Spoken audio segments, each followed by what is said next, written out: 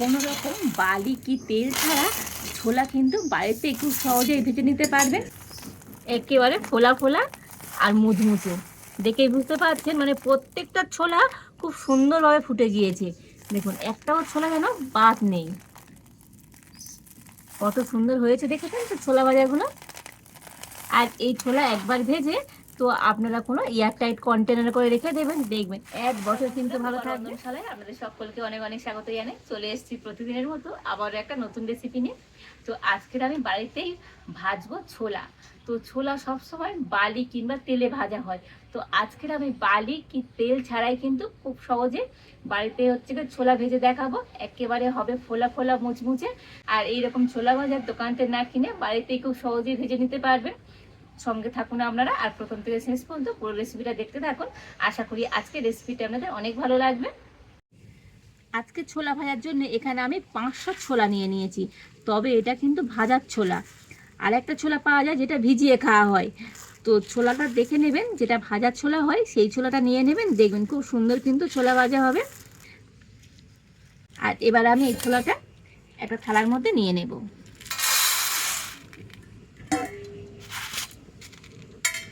আর এই ছোলার মতো তো একটু ময়লা থাকে, ময়লা বলতে তো হালকা হচ্ছে ধুলোবালি থাকে, তো এইভাবে করে হাত দিয়ে ঘষে ঘষে নিলে খুব সুন্দর কিন্তু পরিষ্কার হয়ে যাবে।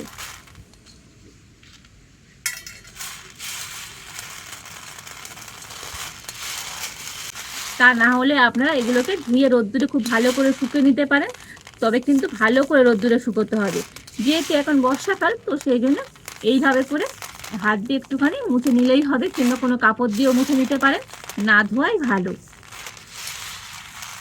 তবে তেমন কিন্তু নোংরা কিছুই নেই, তোমার ছোলাটা কিন্তু সুন্দর পরিষ্কার আছে দেখুন।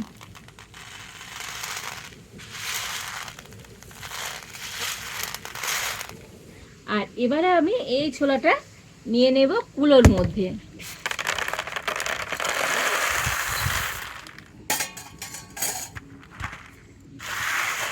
এবার এদিকে আমি একটা বাটি নিয়ে নিয়েছি, আর বাটির মধ্যে জল দিয়ে দেব। তবে জল কিন্তু একদম অল্প করে, 2 চামচের মতো দেখুন। তো 2 চামচের মতো জল দিয়ে দিলাম।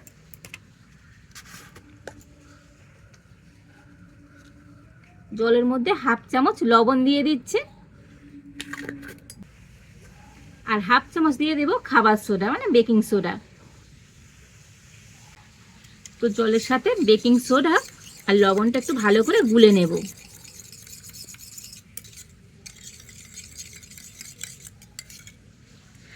আর এবারে আমি যে ছোলাটা কুলোর মধ্যে করে নিয়ে নিলাম, তো এর মধ্যে এই লবণ আর বেকিং সোডা মেশানো জলটা অল্প করে দিয়ে দেব।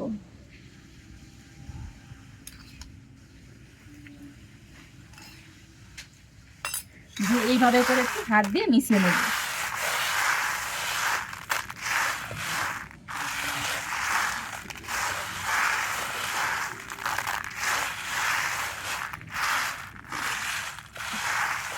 তবে খুব বেশি কিন্তু জল দেবেন না, যাতে করে একেবারে না জল জল হয়ে যায়। আর এবার আমি এইভাবে করে মিশিয়ে নেব, আর এমন করে মেশাতে হবে মানে প্রত্যেকটা ছোলার গায়ে যেন এই লবণ আর বেকিং সোডা মিশানো জলটা লাগে।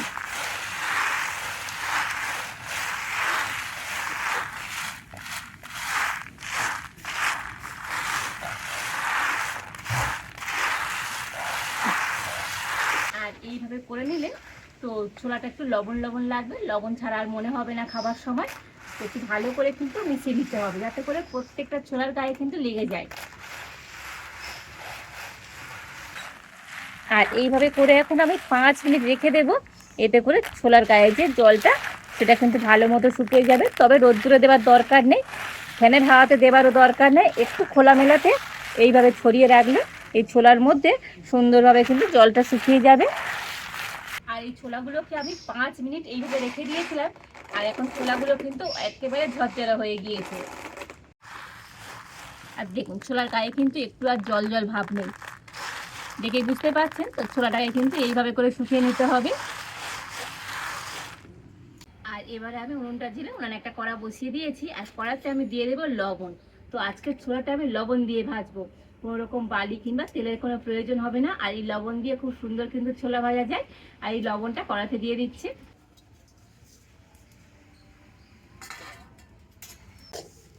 এখানে আমি কিন্তু 300 গ্রামের মতো লবণ দিয়ে দিয়েছি।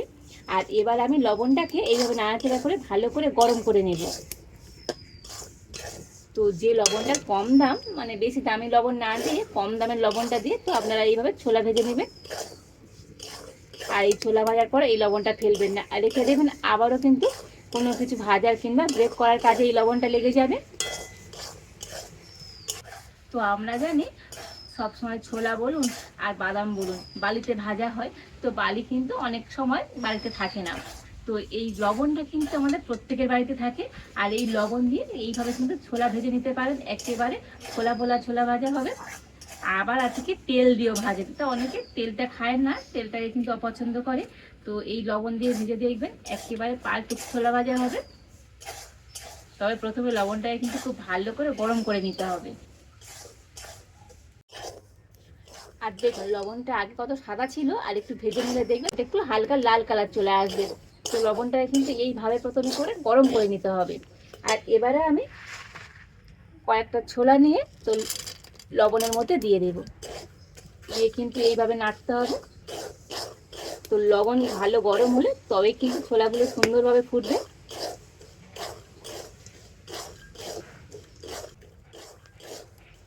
দেখুন কত সুন্দর ছোলাগুলো ফুটে যাচ্ছে, দেখুন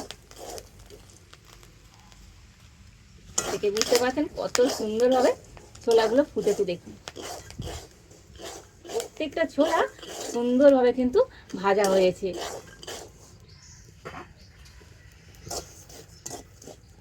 আর এবার আমি ছোলাগুলোকে তুলে নেব। তো এইরকম একটা ছাঁকনি নিয়ে নেবেন, এইভাবে করে নিয়ে নেবেন।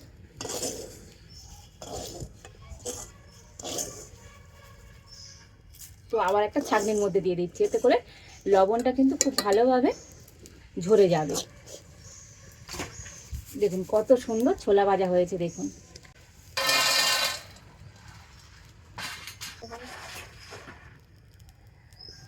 তো আবার কিছুটা পরিমাণ ছোলা দিয়ে দিলাম, এইভাবে কিন্তু নাড়াচাড়া করে নেবে। আবারও বলছি, না জালটা জোরে রেখে কিন্তু ছোলা ভাজতে হবে, তবেই ছোলাগুলো সুন্দরভাবে কিন্তু ফুটে যাবে।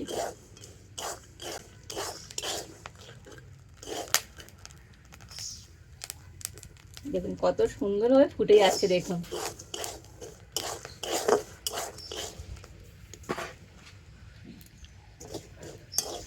আর একইভাবে করে আমি তুলে নেব।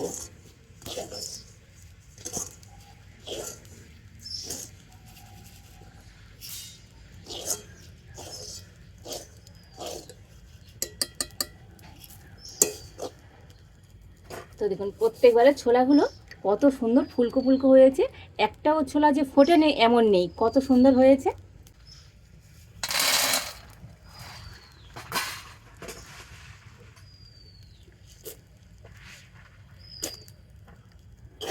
তবে একটু অল্প অল্প করে দিয়ে এইভাবে করে ভেজে নিতে হবে।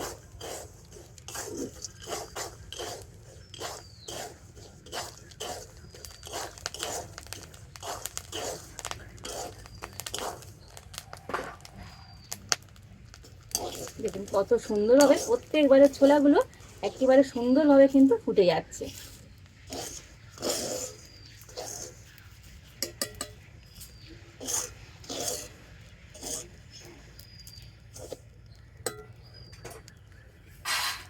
তো কোনো রকম বালি কিংবা তেল ছাড়া সেই লবণ দিয়ে তো আপনারা বাড়িতে খুব সুন্দরভাবে কিন্তু ছোলা ভেজে নিতে পারবেন।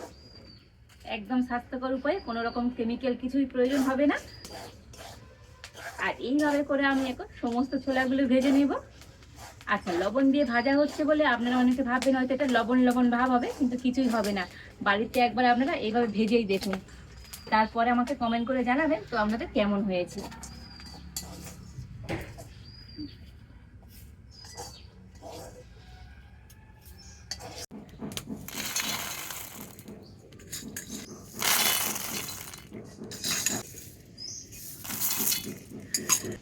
দেখুন সমস্ত ছোলাগুলো সুন্দর করে ভেজে নিয়েছি, আর কত সুন্দর হয়েছে দেখুন, একেবারে ফোলা ফোলা আর মুচমুচে। দেখেই বুঝতে পারছেন মানে প্রত্যেকটা ছোলা খুব খুব সুন্দরভাবে ফুটে গিয়েছে। দেখুন একটাও ছোলা যেন বাদ নেই। কত সুন্দর হয়েছে দেখেছেন তো ছোলা ভাজাগুলো। আর এই ছোলা একবার ভেজে তো আপনারা কোনো এয়ারটাইট কন্টেনার করে রেখে দেবেন, দেখবেন 1 বছর কিন্তু ভালো থাকবে। কতটা সুন্দর হয়েছে আজকের এই ছোলা ভাজাগুলো।